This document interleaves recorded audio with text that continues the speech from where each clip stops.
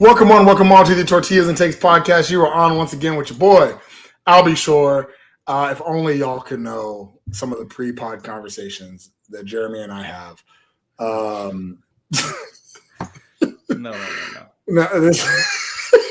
Actually, no. The second half of that conversation we could not publish. First half would be hilarious either way. So I've already kind of somewhat introduced him. He is on the podcast here. That is People Champ Jeremy Gillen. What's up, Jeremy? We back. Hey, we back.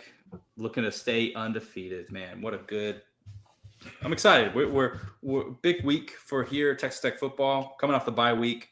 We got to hang out. We got to chill out. We got to watch sports and not have to raise our heart rates at all last Saturday. That was nice. Getting to enjoy some big upsets and just some really good games overall. Thinking, you know what? No matter what, we have won this weekend. And we even went up in the AP poll. So we especially won the bye week. So it feels good, man. But now we got to get back to business. So my first question is going to be, is it a big weekend? So we do play the undefeated Houston Cougars. I don't know. It's just not a big weekend for me. I think this is it's just not. I mean, it's so like, and I don't want to sound insensitive. I was on the Scott Holman podcast the other day. They published a podcast. It was really, really good. It's always a great time with Scott and Holman podcast. They're one of my favorite pods in the 10-12. One of my favorite pods, period, amongst the college football podverse. One of my favorite pods in 10-12 network. Really good guys over there. So I feel insensitive by saying this, but to me, this is really not that big of a game. The only reason this is even viewed, there's the only reason why it's a 6 p.m. game on ESPN, and that it is a night game and that there's some buzz around it is because next to the word Houston, it says 4-0. It's the only reason. It's not because of the talent on the team. It's not because of the way they performed in those 4 games. It's not because people really believe in them. It's because next to the word Houston, it says 4-0. And that's it, right?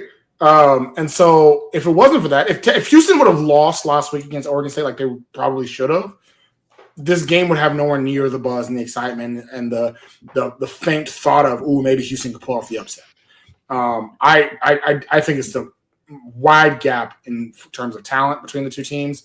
I question if there's a single position group that Houston's better at. Maybe running back. Dean Connors is pretty good. Their best 2 players offensively are Dean Connors and then Koziel, the tight end.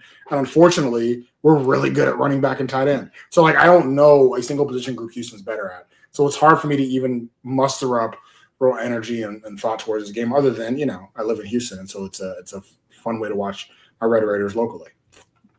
Yeah, that's very true. I think that, certainly the undefeated tag behind that. We're still early in the season, right? And people are coming out of their non-con. They've had at least one opponent in conference. It's a good time to be undefeated, but it's also a bad time. And what I mean by that is that it's hard for like pollsters, it's hard for the nation as a whole to look at a team and say you're good or you're bad without just looking at, okay, who have you played? And for a lot of people's non-conferences, they're pretty bad across the board. There's very few teams that you look at their non-con like, dang, they swung for the fences, right? It's a good opportunity for you to bring in an FCS team. It's a good opportunity for you to challenge kind of like teams that you should be beating to kind of really lock in the way that the way your scheme is going to go, and you get everybody in the same picture. But one thing I'll say to that, though, is because you said it's very hard. There's not a lot of teams that you look at the non-con and say, man, they really swung for the fences. I'll say this. For Texas Tech, the 3 teams we played in non-con, even as we've talked about it many times, it's not like the toughest opponents. We have swung for the fences. We've played about as well as we could possibly play against the 3 opponents we had in non-con as much. I mean, one of the questions that was asked to me was there anything more we could have done in those first 4 weeks? And my answer is not really. That's as good as that first 4 weeks is as good as I could possibly have imagined it. It's better than what I could imagine. I couldn't have imagined us playing as well as we did in those first 4 weeks. Yeah, And no, so, absolutely. It's so what I mean by swinging for the fences, we maximized the schedule. We maximized the results of the schedule that we had. But in terms of the scheduling, like we didn't have any top 25 people. You know, when we originally scheduled, we had Oregon, not Oregon State. Then that ended up getting switched around to Oregon State. So then it's like, okay, well, maybe they'll be good. No, they weren't. So between Arkansas, Pine Bluff, Kent State, and Oregon State, I mean, just not doing much for the strength of schedule. Thankfully for Texas Tech, the next team was at the time 16th ranked Utah, who is now trying to prove that, hey, we still deserve that ranking. Very good team, right? Not a bad team by any stretch of the imagination, and we beat that team soundly. Houston, on the other hand, they played Colorado, which is a team at that time they swing it. You know, they're throwing all kinds of quarterback. Who wants to play, right? And so it was like, this isn't the Colorado team they played really still didn't have an identity at quarterback. And so that schedule looks a lot less beefy than, you know, going to Salt Lake City and winning against Utah in front of, you know, Big Noon. So 4-0 at Texas Tech looks a lot stronger than 4-0 Houston. I think it's the bottom line of what we're talking about.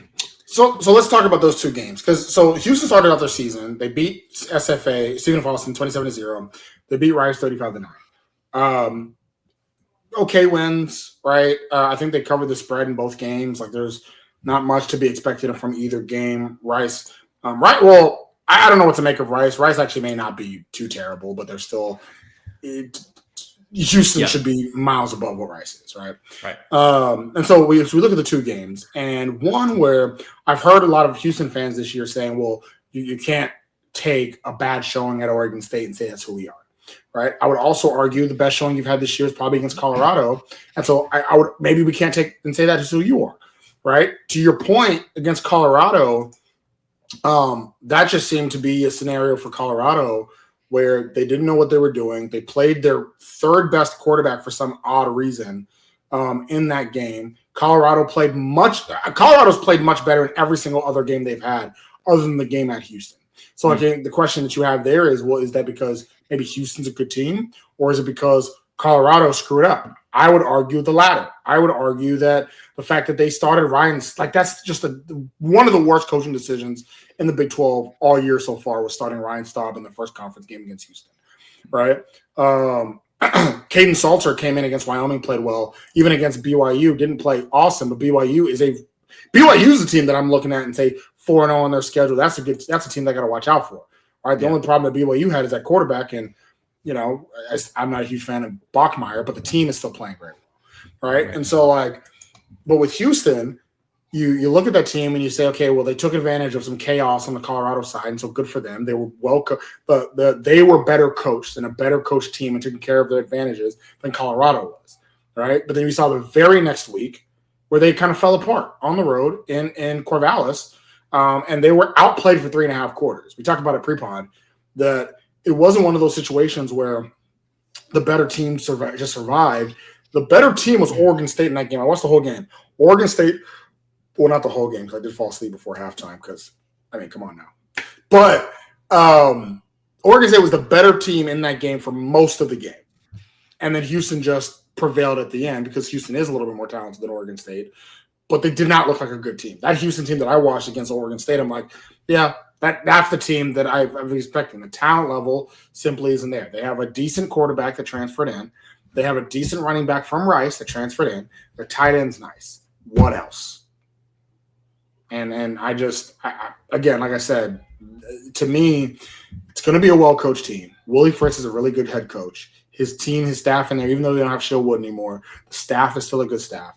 They're going to be pretty disciplined and well done there. But at the same time, Houston we are now at the point for Texas Tech where you got to have talent to beat us. And I don't think Houston has the talent just yet. Yeah, and you're not too far off there. And I think one big thing that we'll talk about here in a second, but one of the big things that Willie Fritz is trying to do is, in this effort to kind of plan to win, he wants to win the turnover margin. Is like one of his number one things. Like, hey, we got to win the turnover margin. And right there, you look at Colorado. You won the turnover margin. Yes, their third string quarterback was in. He threw 2 interceptions, but they won by 36-20. The anomaly again is Oregon State, where Connor Wegman was the guy who threw the interception. And they still managed to come out and beat them in overtime. So a really interesting team, but one that does show a little bit of inconsistency. And I think, people have been trying to say, and I was mentioning this pre-pod, that this Houston team has kind of echoes of Texas Tech with their first year, Cliff Kingsbury, where we ran hot out of the gates. We were 6-0. We were flying high, right? We thought we could beat anybody. Like, things are going so well. And then we ran into our first real test. I believe it was Oklahoma or something like that. Slammed, right? And then every game after that, slam. Because we started playing teams with depth. We started playing teams that were consistently good. And so the inconsistencies got challenged. And I think Houston's at this spot now where if you're a Houston fan, you're thinking, hey, we always play bad out of a bye week. So, of course, we're going to play Oregon State poorly. Okay, well, if you get waxed against Texas Tech, it's like maybe that was more of a red flag than you expected it to be. There's just so much that, there's so much that a bye week actually does. It's not that. It's not an overtime near loss. Houston always plays bad out of a bye week. That's a problem. Correct. Correct. This is supposed to be when you play your best ball. You had time to recover. You had time to game plan. 2 weeks to game plan for one team. Oregon State is not the team that you need 2 weeks to game plan for, and you still came out like that. Now, here's just some credit to Oregon State, though. Oregon State playing at home. This is a team that's desperate to get a win under their belt, because it's like, hey, we feel like we have all the pieces we need here. We've got our guy at quarterback. Oregon State feels like it's just one step away from being right. And so no doubt that they were putting their best foot forward. I'm sure they feel like they could play us better. Probably not. But Oregon State is getting a little better each week. So I'm not going to take that away from Oregon State. But at the same time, if you're going to be saying hey, Texas Tech, we're going to challenge you, we're going to rush the field against you, but you're just coming off an overtime win against Oregon State, it's like, buddy, these are not equal conversations that we're having here. Absolutely. So you mentioned Connor Wegman, the Houston Cougar quarterback, transfer from Texas A&M, so he didn't have to go too far. Texas A&M is when I was in high school, we took a school field trip to Texas A&M. It's that close to the city of Houston. So Wegman didn't have to go very far. What are your thoughts on Connor Wegman as a quarterback? Buddy, I think Connor Wegman is a good quarterback for Houston right now. He's not blow you out of the water. He doesn't have a ton of yardage. Of course, they do play a pretty balanced game between him, and they have a really good running game right now. So balancing those two. Connor Wegman doesn't have an arsenal of receivers just to toss it to. Of course, he's going to be kind of that touted guy right now because he's the best that Houston does have. But, he didn't even throw a touchdown against Colorado, who's a team that's not a tremendous defense. And so it was something I was talking about online, conversation with a nice gentleman from Houston on X, about why I'm baffled that Houston fans are baffled by your prediction of hey, 48-20 seems pretty ballpark. And they're like, there's no way. I'm like, dude, you're playing one of the worst defenses out there and you're getting 27 points. Sure. And you're playing it's the inconsistencies of you're playing good defenses really well, and then you play bad defenses really poorly. And it's if I don't understand, are you rising to the challenge? Are you falling to the challenge? There's no consistency there for me. And Wegman as a quarterback, he's got maybe 6-7. I can't remember how many touchdowns this season and only one interception. But dude, your one interception was against one of the worst pass defenses in the country. And so this shows a lack of that's a complication of decision making. We know you were when you were under pressure that you were slinging that thing to try to get it in there and you threw the interception. You got careless. What happens when you play a defense that is going to game plan against you well and force you into those scenarios? There's a world where Texas Tech gets 3 interceptions this weekend because we game plan against it, right? Wegman has not shown that he can handle look, you played SFA, you played Rice, you played Colorado, and you played Oregon State. None are world-class defenses. None are world-class pass rushing teams. Connor Wegman has not experienced pressure. The only pressure he's experienced this season so far really was late against Oregon State when the pressure kind of set in of oh shit, if we don't do this now, we're not going to win. And that is when the talent level kind of finally rose to the challenge and you got over Oregon State. But it was like, dude, like you can't wait till the third, fourth quarter against any other team on your schedule because everybody else is like, if you're gone like that in the third quarter, you're cooked, you're gassed. Bye. Yeah, start the bus. So Connor Wegman may have a high ceiling, but he is nowhere near there right now. He's not been tested enough for that. And this weekend is going to be his first real kind of test in the woodshed. At the beginning of the season, I would have said he has a high ceiling. I no longer believe that. I kind of with you in that he's kind of that bridge. They have Keyshawn Henderson coming in as a recruit. Yeah. Like he's the bridge to that. Now I will say for Wegman, he's probably the best quarterback UH has had in a few seasons. Sure. But I think he does have some limitations, right? He's athletic, but not that athletic. He has a good arm, but not that good of an arm, right? He can be inaccurate at times. And also, and here's the thing for UH fans, I made a comment about them possibly leaving in the third quarter that ruffled some feathers. Wegman does not play well in the first half. In any of the 4 games they've played, he hasn't. Yeah. Colorado maybe played the best, but he has not played well in the first half. If you remember in the Rice game, it was close in the first half because the offense wasn't really moving very well. The Colorado game was close in the first half somewhat. The Oregon State game, they were getting whooped in the first half. He has not played well. Now, the Cardiac Cats have caught fire in the second half of every game they've played this year, right? And so that's a positive. That's a good thing. However, against this team, Texas Tech team that has hit the ground running from Jump Street, I mean, Houston, if it's 28-3 at halftime, I mean, what you going to do with that game? I'm not saying that's what's going to be. I'm like, you can't. You're a team that doesn't play well offensively in the first half, but going up against a team that plays fantastic in the first half. Right. So what are you going to do against a defense that is that has only given up 3 points in the first half all season? It's only given up 3 points in the first 3 quarters all season. So like, what are you going to do in that aspect? You can't just be, all right, guys, we're down 5 touchdowns in the fourth quarter. It's time. Right. Let's lock in. Let's lock in. Take that thing off Heisman. Let's go to easy. Yeah. So like it's so yeah, I don't think Connor Wegman's a scrub by any means. I think he's an okay quarterback. I think he's an above average quarterback. It's one of the better quarterbacks they've had in the last few years, like I said. But here's the thing with a team like Houston. I mentioned this before. Houston's O-line is not good. They are not good. They played Oregon State. Oregon State was able to get to the backfield. And Connor Wegman is just simply not I was curious this year if Connor Wegman was the type of quarterback to be able to raise the talent level of the offense. I don't believe he is. Right? Funny enough, the guy that I think might be is Dean Connors, the running back. I'm a big fan of Dean Connors. Yeah. Dean Connors, the running back, big old white boy. This is how a white boy runs football. But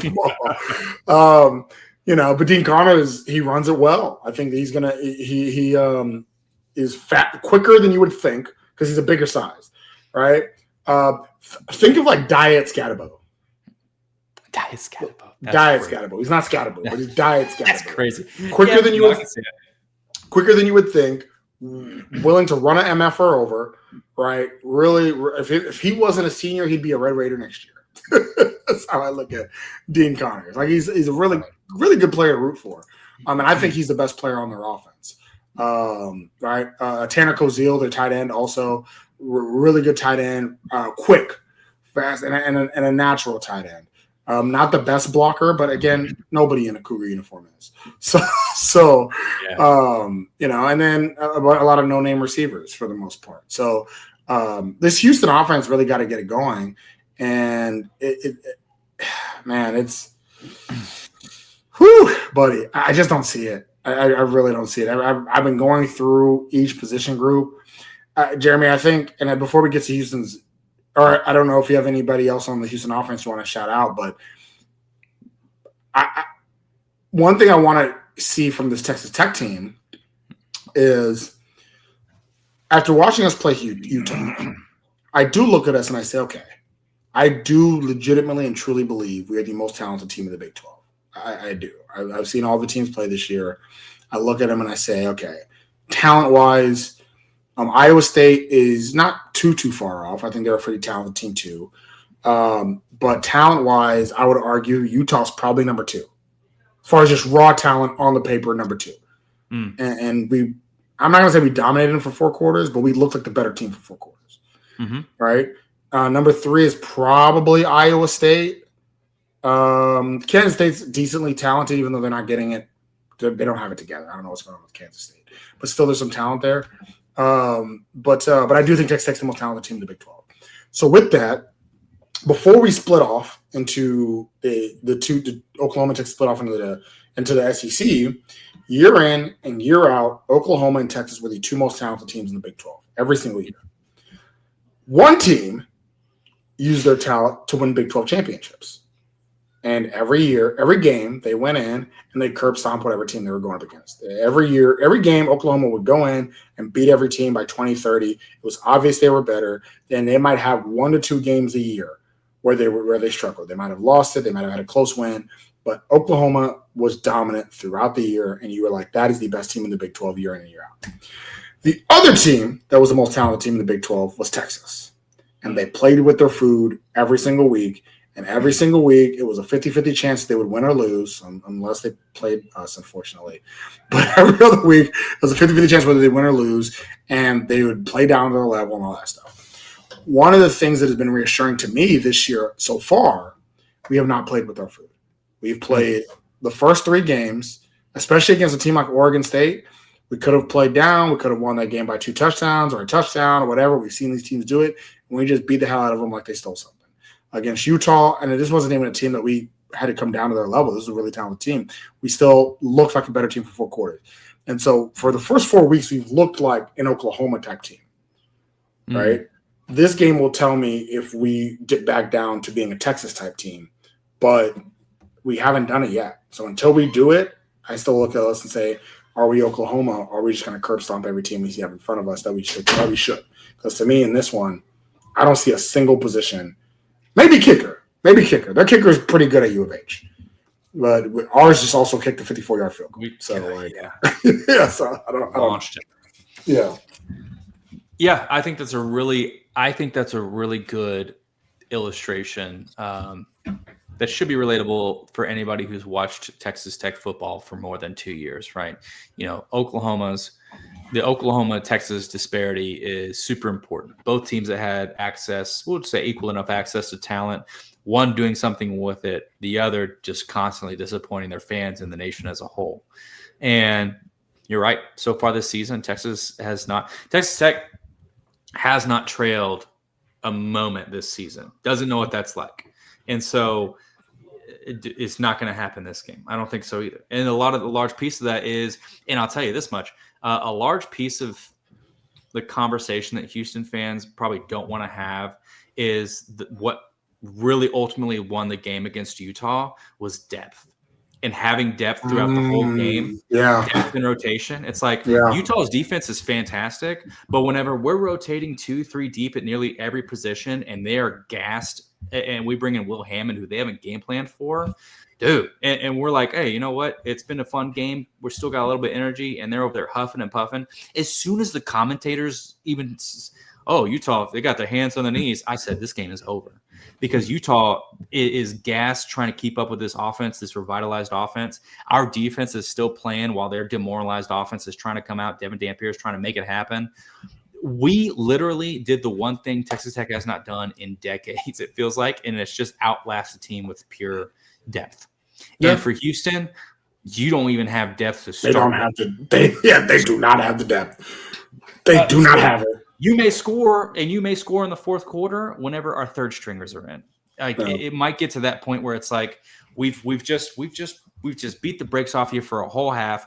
28-3 doesn't sound unreasonable, and it's like you come out in the next half, you're like, "Hey, cardiac cats," and then suddenly Texas Tech is still coming out swinging like it's the first quarter. Yeah, and then that's the worst thing. Oh, dude, I mean, I know you played those teams that. You come out and you're like, we may have a chance here, coach. And they're just like playing the same game plan as if they weren't even tired. We played a half. I didn't notice. And you're like, oh, shit, this game's over. So I will say the only thing that worries me about this game. So after the Utah game, we are in unfamiliar territory. We are the hunted. From the second the 0-0 hit the Utah game, We are the favorite for the Big 12. We are the hunted. There's really only one other team that probably looks at themselves and say we might be the best team in the Big 12. That's Iowa State. Outside of Iowa State, every other team now has Texas Tech circled on their schedule. And they probably already did just because of all the hoopla from the summer and spending all the money and yada, yada, yada. But now, after beating Utah, it's like, oh. So, though we already played Arkansas Pine Bluff and we played Oregon State and we played Kent State, yeah, sure. They all said Texas Tech's going to be one of the better teams we play this year and yada, yada. But those first 3 games is a lot of like lower level playing upper level teams and this. This is a conference opponent starting this weekend, this Saturday. It is a conference opponent that is getting up for this game. You've seen you've seen the Houston fan base. You've seen the socials for football. You've seen, they're wearing the special blue jerseys, right? Like they're wearing the alternates for this game. It's a night game, ESPN. There's a chance for Coach Fritz is talking about it. So like Houston's already doing that. The following week we play Kansas. Kansas is going to be doing that.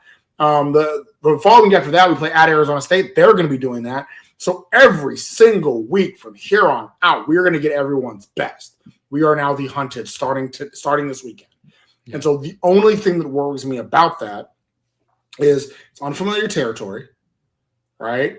Can the coaching staff, can the players who have never been in the situation relate to that? Can they handle that? Can they be okay with every single week being the hunted starting from this week, right? I made to Barry Lead, if you listen to the Scott and Holman podcast, you already know my prediction was 48-20. I think if it is close, it is because Houston is up for this game. And they are. I mean, I'm not even going to try to play this whole Super Bowl thing of how we're your Super Bowl. They are up for this game, and they should be. If the roles were reversed, we'd be up for the game. If Houston just dominated Utah and was looking like a top 10 team in the country, and we were a team that was undefeated, unranked, all this other stuff, we'd be up for the game. So I'm not going to act like it's unreasonable for this to be a huge game for them, because this is an opportunity for Houston to get back on the defense coordinator. It is an opportunity for Houston to beat a team that's been beating them down for years on end. I mean, we've won the last 6 meetings between the two of us. We've won 11 of the last 12 times we've played, dating back to 1991, right? Like, there's an opportunity for Houston to get a notch up there. And then also an opportunity for Coach Fritz, his staff, his team, recruiting-wise, to be like, we're here, right? So this is really a huge game for them. Can Texas Tech handle the fact that it's not a huge game for us? Like, can we handle that? And every game going forward is going to be like that, to where it's a huge game for the opponent and it's not going to be as big a game for us. Can we handle that? And again, that is a juxtaposition between Oklahoma and Texas. Texas couldn't handle that. Texas couldn't handle being everybody's Super Bowl. Right. Oklahoma had no problem. They didn't even think about it. They didn't even think about it. They were just like, yeah, y'all had a parade for this? Cool. Now you lose by 4 touchdowns. We're scheduling our our Rose Bowl appearance. We're scheduling our hotels for postseason. Like, yeah, exactly. Exactly. So that's honestly my only worry is that can we handle being everybody's Super Bowl every week? And I don't even mean that in like a braggadocious way. I mean, like that's just the case, right? If we do beat Houston, it'll be Kansas will be up for it, and then they'll be asking Kansas about it. We beat them, Arizona will be up for it. They'll be asking Arizona State for it. Like, that's just going to be every single week. So can we handle that every single week, starting this week, or will we see a letdown? And to answer my own question, that's why I'm actually happy that we had a bye week, because you have 2 weeks to handle that. You have 2 weeks to be like, all right, guys, hey, we're the top dogs now. Let's settle in. Let's make sure we're good. And we have a run to go and meet. I think we got the bye week at the perfect time for them. Well, and this is another thing. This is another thing that's a part of this is another. We talked about this against Utah. That this is another moment where having a transfer class like we've had is playing to our benefit, because when you have like all these guys are coming in, there's no typical Tech moment for these guys, because this is their first experience with the double T. And we had a really great interview with Skylar Howard, where he's saying that I can't remember who asked him, but like, hey, are you worried that Tech had a bye week, doing pretty well last year, had a bye week, came out and got whopped by Baylor? And he's like, He's like, I want a part of that team. So like, I don't know, but I can tell you this much: it's not gonna happen again. It's not gonna happen with this team. And like that's the mentality from those guys, from Romello Height, across the board, defensively, but also offensively. That like. I don't care what last season. I don't care what this idea that like, oh, Texas Tech's going to flop because that's what we do when we get ahead of ourselves. Like, as far as they know, they're undefeated. Like their only experience with the double T is they have not lost a game. Yeah. And they do not want to lose a game. And so you've got guys that are coming in with this mentality, and Joey McGuire and all of them, Blanchard, McGuire, now, between Shieldwood and oh my God, are you joking me? But like Mac Leftwich is there's always gonna be one coordinator. I was never every week. I'll just forget one. But they have done such a good job. Again, McGuire with heading the ship that like, hey, nothing is good but your best here at Texas Tech. Like we have a stand, and he keeps talking about it, like you set the standard. Like the standard is winning. Like the standard, and if you can't do it, get off the team. And everybody has bought into that. And it's not like this jokey, like, oh, haha, like we're going to be good. It's like, listen, he's been chirping that this season, and they expect it. It is, yeah. They're like, this is what their football is. Yeah, they expect it. Yeah. Nobody in that building is surprised we're 4-0 and as impressive as we are. Like nobody is. Everybody's like, yeah, we plan to be here. Oh, we ain't played nobody yet. Right. Yeah. They're like, we plan to be here. We plan to be the 11th ranked team in the nation. We plan to be undefeated at this point. We plan so to them, it's business as usual. So like to your point, that's Kyler Gill Howard in a press conference where he was almost taken aback by it. Like, what are you talking about? Yeah, exactly. Like this is they planned all this to be here. So so that was kind of a little bit about the offense. I mean, did any players on defense stand out to you from the Houston side? Carlos Allen is somebody who came into the season as a potential star, being, kind of a better run stopper. He has been their best defensive player just overall in terms of being involved in a lot of tackling and stuff like that. Doesn't get crazy penetration, but like is always present on the line. Just that's probably one of their better players right now. Now they did have somebody come from Tulane, linebacker. Let me go back to their sheet here. I remember him. Let me scroll down here. Fotu? No. He didn't come from Tulane. I came from Utah. No. Corey Platt. I'm looking at his name now. Oh, Corey Platt, came over from Tulane and followed Fritz there. It's just basically like, but he's a guy who's definitely in the linebacking crew, kind of really bought into the system and has gotten himself really involved. But between if you look if you go just to the stat sheet, you're basically looking at all these guys who have double-digit tackles. And while that can be like, hey, man, you got a lot of people working overtime on this defense, they're really good. Yes and no. Like, yes, they've got a really strong coordinator in Armstrong. I didn't mean to do that. But because Austin Armstrong came over from Florida, he was their DC. 23-24 came over. So, I mean, you got some SEC mentality there, some like belief that like, hey, I can do it in the SEC, I can do it here. And the Houston team certainly bought into that. And they've had decent defensive play. I would say for Houston, the biggest win for Houston this season is that they lost an all-star in Shieldwood and they replaced him with an All-American in Armstrong. And it's just like, hey, another good DC. Like there's nothing wrong with Armstrong. And as they recruit more guys to his system, Houston will have a good defense overall. Right now, they're working with a little bit more of a depleted. They've lost a lot of people in the offseason, graduation and otherwise. So it's like they're working with a little bit of a depleted depth chart, but they've maximized what they've got. And again, a big thing for them is like, hey, we want to win the turnover margin. They've had a little bit harder of an issue doing that consistently across the games. Again, this is very much reminding me of a Texas Tech team under what was Cliff's defensive? No, what was his defensive coordinator's name? Yeah, the first one. Gibbs, or I don't remember. David Gibbs, right? David Gibbs thing. Hey, man, we're going to turn over the ball. We're going to turn over it a lot. That's the name of the game here. Armstrong kind of gives the same vibes. Like he knows his mission. He's got his pedagogy. Take your shot. He just doesn't have the talent to achieve it yet. So it's like, Armstrong, great DC. The defense as a whole, nobody crazy outside of course, who I just mentioned, Carlos Allen. For me, yeah. Yeah, no, Carlos Allen's a beast. I mean, he's probably going to play on Sundays. But that's been Houston's MO for as long as I've known them. Yeah.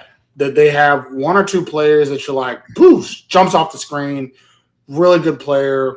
Usually they're from the Houston area, so they wanted it. He's actually from Atlanta, but usually they're from the Houston area, so they want to stay home, and they just jump off the screen. You're like, man, he's going to play on Sundays. And then the rest of the team is bums. That has been the Houston Cougar MO for years. Carlos Allen is a very good player, and no doubt we're going to have our hands full on the interior line, making sure that he doesn't FSU, right? The McCutcheon brothers, talented. Latrell McCutcheon was at Oklahoma, then transferred to USC, but it's kind of had a home. Funny, kind of had a home here at Houston when him and LaTravion both came to Houston in 2023. Like they've kind of had that home and that ability to play decently while they've been here, right? Another guy that I think stands out to me is Jalen Garner, their star linebacker here, and he's been at Houston despite the coaching changes, despite the DC changes, it hasn't mattered. He's been a loyal Cougar, and he's just gotten better, right? And so, but I would say this for the McCutcheon brothers, for Garner, for some of these guys that have come here, it's kind of like, yeah, but y'all are the same old Houston Cougars. Like you're not really increasing your talent pool there. I think where they've attempted to increase their talent pools is getting guys like the Polynesians, Sion Fotu, who came from, and he's been a really good linebacker for them, coming from Utah, right? And so he's going to be looking to avenge some of his Utah brothers, and then also Khalil Lafau. Now, Khalil Lafau didn't make the mistake of saying this ain't Washington State as he transferred over from Washington State last year, but that was their attempt to get bigger, get stronger, and Lafau is big. Dude's big. So him and Carlos Allen together have actually been able to really that's I think to me UH's strength right now is their interior D line getting up the middle. Barron's already, hopefully his neck, quote unquote, is fine. Hopefully it's fine because I think that is where Houston is going to have some advantages of that pressure up the middle. So we're going to have to be okay with that. We're not going to have to make those penalties, right? We on the O-line, we've struggled with penalties the first few weeks. So not getting those penalties, making sure that we're handling the interior line. If we handle that interior line, buddy, I don't see it. I just simply don't see it. So with that, we're already nearing the 40-minute mark here. So Jeremy, give me an offensive player that's going to be handling this Houston defense that you think is going to need to be the star in this game. Jacoby Williams. Man, I think that I saw a graphic about teams that passing efficiency, rushing efficiency, all these kind of like charts that have come out. And Texas Tech's pass efficiency right now is the best in the nation. Like everybody's kind of like, this like little striation graph where there's a lot of like clumped up people and a couple of outliers. And Texas Tech is literally the top right part of the graph, like by themselves. It's like, yeah, the passing game has been insane. We've done the best we can with passing. What I would really like to see for Texas Tech, we talk about teams that are excelling and getting to the next level and ending up in the college football playoff contention, being competitive. They're balanced teams. Texas Tech needs for me to show a little bit more effort on the run side of things, the rushing side of things. Now we've had a pretty balanced attack. I will say that. It's just been the passing has been a lot more efficient than the running. Now in Utah, we actually held off running the ball until later in the game. I felt that was a weird strategy, but when we did start running the ball, we had fresh legs for it. So the guys were eating up a lot more. And if that's the strategy, hey, so be it. Play your chess, man. Play your chess. But I would like to see guys like Jacoby Williams, who's getting a lot more praise recently about his explosive ability and his ability to close gap and create space for himself, that versatility, but I'd like to see our running backs get a lot more action this week against Houston. Jacoby Williams, of course, being one of the more dynamic ones of the three. Baron Morton, show them who you are. All right? Listen, a lot of people been talking mess about you the last 2 weeks. I ain't going, and I went out on Front Street defending you, right? That you are not only the choice, but the correct choice. Show them who you are. Because let me tell you something, Baron. If you throw a pick and it is your fault, whoo, buddy, the Blue Birds are going to be out. That's right. They're going to be out. You throw it. Hey, listen, it is what it is. You are. I'm going to start calling this the Dylan Gabriel zone.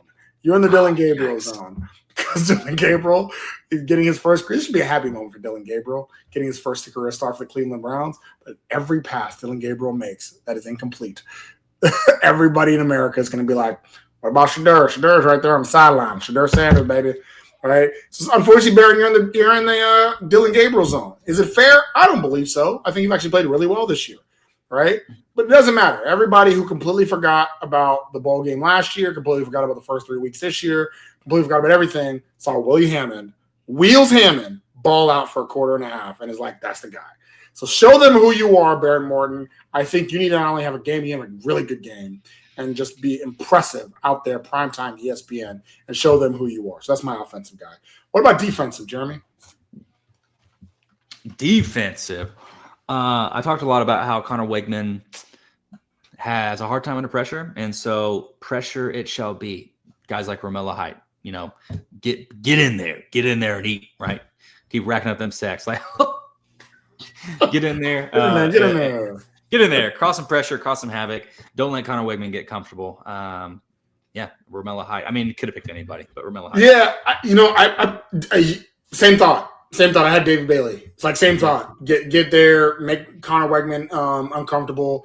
He's also a guy that likes to run the ball, but again, if you ask me, he runs the ball too much for a guy that's just okay athletically. Yeah, you know what I mean. So say what you want to say. yeah. Well, he's not Wheels. I'll tell you that much. He is not Wheels. That's right. I had the same mindset. I had David Bailey as my guy. Make him uncomfortable. Make the whole team uncomfortable. And also, you got to take Dean Connors out of the game because I think he is kind of their X factor offensively, the guy that can turn the game on his head. So take him out of the game and make Connor Wegman uncomfortable. And there we go. So, Jeremy, the world has heard my prediction, 48-20. What do you got? You weren't too far off there. Joel Klatt actually said like 48-17 or something like that. He's been getting a lot of flame by Houston fans. Oh, 5 of them or whatever. Yeah. Don't call them Houstonians. All right, Houston fans. Yeah. University of Houston fans. Right. Houstonian. 2 different people. Yes, exactly. Easily identifiable. So I think that you're not too far off. I having 20 is like, for me, sounds like garbage time. And it's not as much of a knock on. Like, it's not really a knock on Houston. It's just like our defense is just that level. And if you're barely scoring that much in Oregon State, buddy, our defense is better than Oregon State. So for me, I can definitely see, scoring 45 to like 45-14, something like that. Hey, Houston fans, boo that man. Boo this man. Boo this man. I don't see it. I don't see it. And it's completely off the biased metric of watching Texas Tech and watching Houston.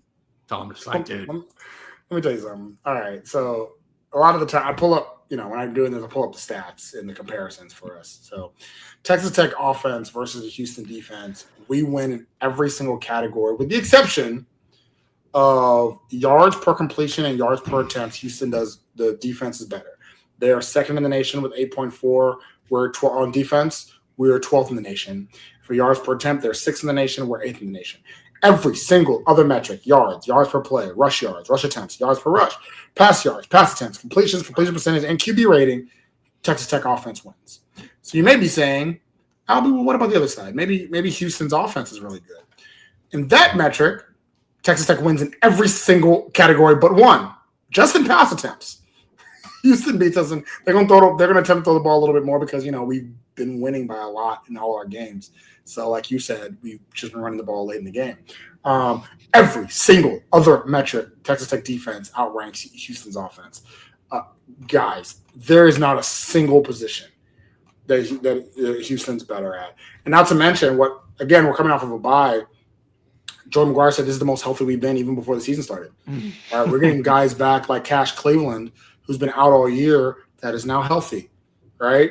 Zambrano, might be making his debut in this game as well. And if he doesn't, he's getting close to it, right? Like Duda Banks is questionable for this game, and he's been out all year. Like buddy, it's rough. And then on the Houston side of things, a lot of the players are hurt. They have a lot of guys that are going to be out for this game, including Jed York. So it's going to be rough. But to talk about it a little bit, just so you know, Texas Tech 7-3 against the spread. The spread is 12 points in this game. Houston fans may be excited because they were 12-point favorites against Oregon State, and Oregon State took them to overtime. So maybe they're figure to turn it on its axis. Yeah. And take us to overtime in this one because of it. So there's some silver lining there if you're a Houston fan. Texas Tech 7-3 against the spread in our last 10 games. We are one of only 2 teams that are both undefeated and undefeated against the spread this year. And so quite the result right there.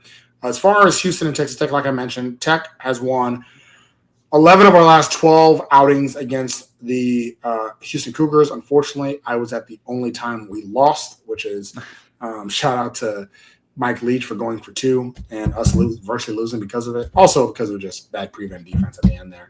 And Case Keenum just being one of the best college quarterbacks in recent memory. So, but yeah, we've won 11 out of our 10 outings. But here's the thing. Houston did win a lot early on. So your grandma and grandpa that played football in the 50s, Houston did get the better of us. Houston won 5 of the first 7 outings, and they had a big lead. So the overall Winsipedia has Houston has 18 wins in the series, Texas Tech only 16. This is our opportunity to get to 17. Both Jeremy and I think not only will it be a win, it'll be a righteous win. So there's that. Let's get to some of the other games here in the Big 12. Friday night, West Virginia, who no longer has a starting quarterback, Nico Marchiol, who hurt himself, is also medically redshirting and transferring. How do you just tell the world you're medically redshirting? Like, don't you have to get that approved? He was just like, listen, I'm medically redshirting. And I said, but it was like, okay. Anyways, West Virginia at 23rd ranked BYU, who to me has been the surprise of the season so far. Who you got, Jeremy? I got BYU. That's a good BYU. What would be the 19? The line is 19.5. It's insane. What would be the bigger? Actually, no. I'm going to ask another question here because I'm curious what the biggest upset of the week would be. But because there was a few wide spreads this week. Yeah. Actually, surprisingly enough, Texas Tech only has the 4th highest spread in the Big 12 this week. So anyway, so you got BYU. BYU. Bear Buckmeyer would have to have the worst game ever to lose to West Virginia this week. 14th ranked Iowa State at Cincinnati. Probably the game of the week in the Big 12 this week. Actually, not even probably. Definitely. Actually, no. There's 2 games. 2 games up for that. No. I take it back. Sorry, I'm going back and forth.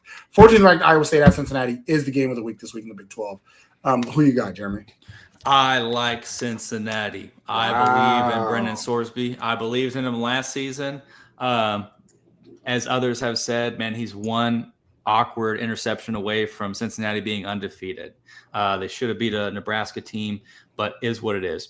I actually am more impressed in Cincinnati's defense this season, being able to lock down when it matters, right? In that game against Kansas in Lawrence, it felt like Kansas was getting the go-ahead to go and win it, and Cincinnati did what Cincinnati has been doing this season, and it's locking down. Jalen Daniels unable to finish a drive, and Cincinnati capitalizing off of that. Disappointing fans in Lawrence, right? This being in Cincinnati is what gives the edge to the Bearcats for me. Iowa State, great team, ranked for a reason. Rocco Becht is a great quarterback. Iowa State defense still doing dumb cloud crap that is really good defensively. But I do think Brendan Sorsby is having a much better season this season than he was last. So I think that this is going to be a great game. I think it's going to be a really close game at the end. Wow! And Cincinnati just gets it at the end, and they rush the field. Yeah. If Cincinnati wins this game, welcome to the lounge. Because here's the thing about Cincinnati: They are. If they win this game, the next two games are UCF and Oklahoma State. They could very easily be 6-1 going into the Baylor game if they win this one, and they would be the first freshman 4 team to earn a bowl berth. If you remember, the first 2 years, none of the freshman 4 teams made a bowl. They've all had losing seasons, so they'd be the first ones. There's the opportunity is absolutely there. And if they're 6-1 going into the last stretch of the season, they're possible contenders. I got to see it first from Cincinnati. I'm going to stick with Iowa State. If you're a Cincinnati fan, listen to this podcast, you should be happy that me and Jeremy disagree on this one because I apparently don't know ball. Jeremy has been right about all of these so far. But I'm going Iowa State. I'm going with conventional wisdom that says it's the Cyclones, who I believe are a top 3 team in the conference, along with Texas Tech and Utah. And I think they're going to continue to win. But hey, Sorsby can show out for sure. Hey. The other game I was thinking could be the Big 12 game of the week, but then I remembered who the Purple Cats actually are. That's Kansas State at Baylor. Baylor 5.5-point favorites. Who you got in this one, Jeremy? Oh, give me the Bears. Yeah, Bears at home, no doubt. Yeah, Sawyer Robinson just much better than Avery Johnson. Sorry, man. This should have been a better game. This should have been like the Utah Texas Tech. Like, hey, we were battling it for Yeah, this should have been a better game. Kansas State is just really bad right now, and honestly, I don't know how good Baylor is. I don't know how good Baylor is, right? Because I would say, yeah, you can say that they lost to Arizona State. Arizona State's a good team, but they're also at home in a game that they probably should have won and still lost. Then they didn't look great against Oklahoma State. Like they beat them by 18, but it's not a good team. They did not look great against Oklahoma State either in a win. So I don't know how good Baylor is either. I do think they're going to win this game against Kansas State because, Kansas State is reeling. But yeah, this is a game that should have been much better and just is it's an ESPN Plus game, man. Like they flexed Kansas State Baylor to ESPN Plus, so Iowa State Cincinnati can play. Like that's rough. Now the game that's going to have the best production quality of the week, that is Oklahoma State at Arizona on TNT. Who you got in this one? Arizona 20.5-point favorites. Arizona, but I don't think they cover that. That's a lot. It's Arizona State, bro. Or Oklahoma State. Oklahoma State, yeah, sorry. It is, but Baylor had a hard time against Oklahoma State. So, and I think Baylor's a better team than Arizona. So I don't know. Arizona wins though. Arizona wins. Yeah. I think hands down Arizona wins. That's really not a question. It does lead me. Oh, actually, no. I have one more. But yeah, it's really not a question of whether that. I will say this: Arizona got like freaking smacked to hell and back against Iowa State, and it really kind of took them away from. We were talking about them potentially being in the lounge with either a win or a good showing, and it was neither of that against Iowa State. So. I guess I think I agree with you against Oklahoma State that I don't know if they necessarily cover. I could easily see them being in the same game, 45-27. Arizona's definitely going to win, but the question is how good they look in the win. How good is Noah Fafita look in the win is the question. Colorado at TCU, late night on Fox.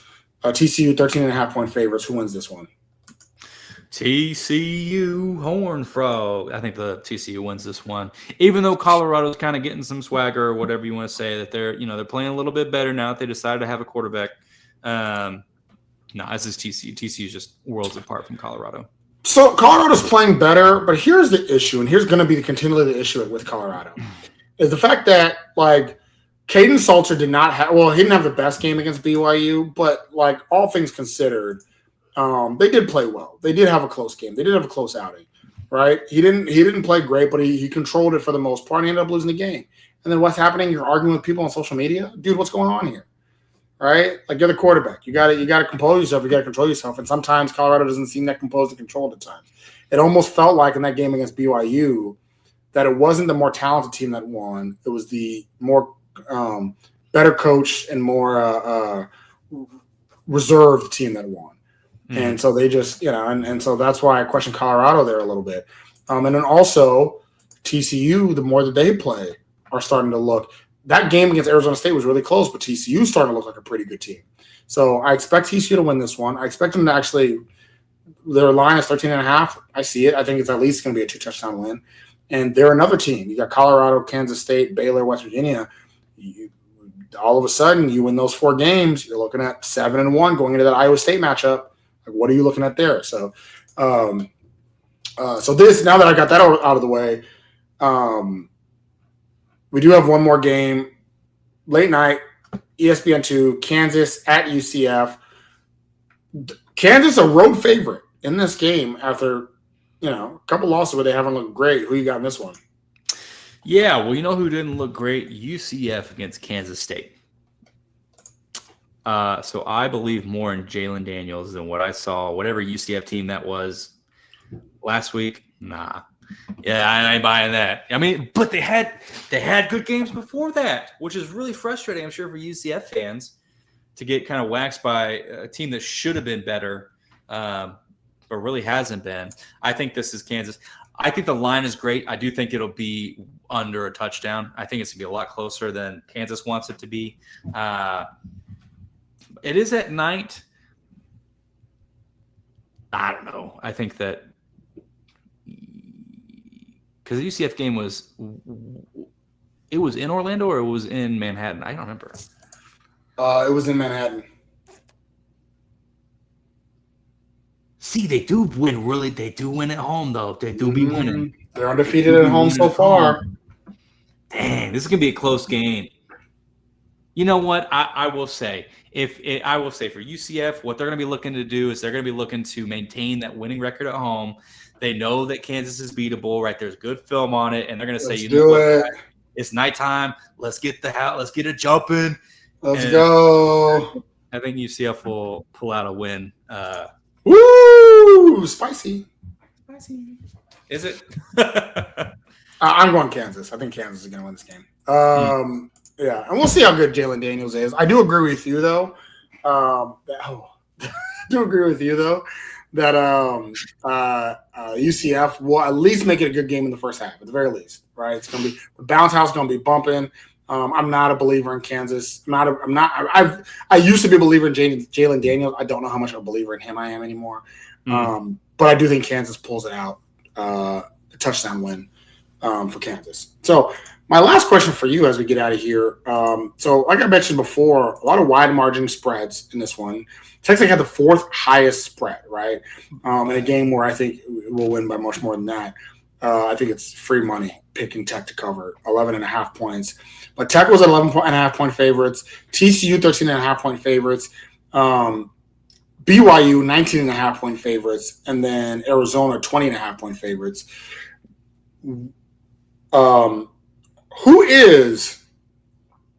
What is going to be the widest gap between those 4 games? Actually 2 questions. What is the widest gap? And then who out of those 4 what underdog actually has a good chance? What do you mean the widest gap? Yeah, who's going to blow them out the most? That's basically what I'm saying. The widest gap, I think, comfortably, I would say Arizona, Oklahoma State, just because Oklahoma State is just not good, and they know that, right? And like we were talking about with BYU, like BYU's defense may be fantastic, but the Bear, is it really that great or not? Like, does that mean that they're going to go out and hang 30 on them? Probably not. But they may not let West Virginia get any points on the board, right? Because they would play a pretty comprehensive defense, and they're playing in Provo. But yeah, for me, I think Arizona clears the largest margin. Who has the best chance at an upset? Well, at least making it close. Maybe not an upset, but at least making it close. Man, I think that Colorado TCU game is going to be. It could go either way.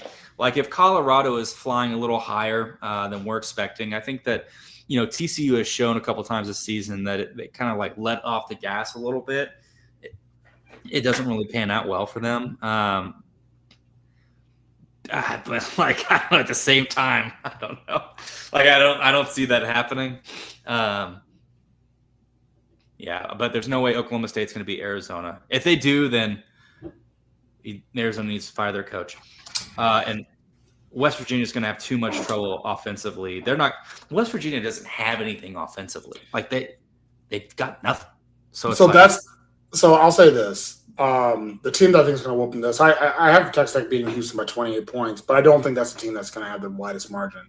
Because I do think that there's a chance Houston could maybe not lose by 28, maybe lose by 21 or something like that. West Virginia, this is the week where they don't even know what they're doing at quarterback. Like nobody in West Virginia even knows who the quarterback's about to be. The team's in shambles. BYU's rolling. I think that's going to be an absolute just beatdown. I will say, speaking of a team that you could argue is in shambles, they just fired their coach. Sometimes when you fire a coach, though, it galvanizes the team. I'm not saying Oklahoma State's going to win, but this is the only game of the four we talked about where I don't think the favorite covers. I don't think Arizona covers. I think they win this game maybe by 2 touchdowns, maybe by 10, 17, but I don't think they cover against Oklahoma State. I think Oklahoma State's galvanized, and they play a respectable brand of football for the first time in like 2 years overall. So yeah, and come on now, TNT production. Big 12 on the map, they're going to be talking about you, Oklahoma State. They're going to make you look good. All right? That's right. So there you go. Anything else you want to say to the people, Jeremy? One more week of football is a good week to me. So let's go out and let's win. Let's get 5-0. One closer to bowl eligibility. Yes, because that is the goal. That's right. Yeah. Let's get this dub. Let's get this dub nice and easy. Nice and easy. I will say, shout out to Houston fans. Let me tell you something. Y'all ain't never been this fun on social media. That's right. Y'all have never been this fun on social media. Puff your chest out. Puff your chest out. We've had 2 good weeks of interaction on the internet. Yeah, unfortunately, we have Kansas next week, so it won't be as fun. But we'll find them. It'll be just Andy and like. I'll find it. It'll be Andy. It'll be Andy and 20 burners that he just also is tweeting from. They're equal. They're responding like at equal intervals because he has to keep like switching logins and stuff. Yeah, exactly. Exactly. All right. So for the People's Champ that is Jeremy Gillen, this is your boy Albie Shore, and you have been listening to the Tortillas and Takes podcast, part of the 1012 Network. As always, stay erect, people.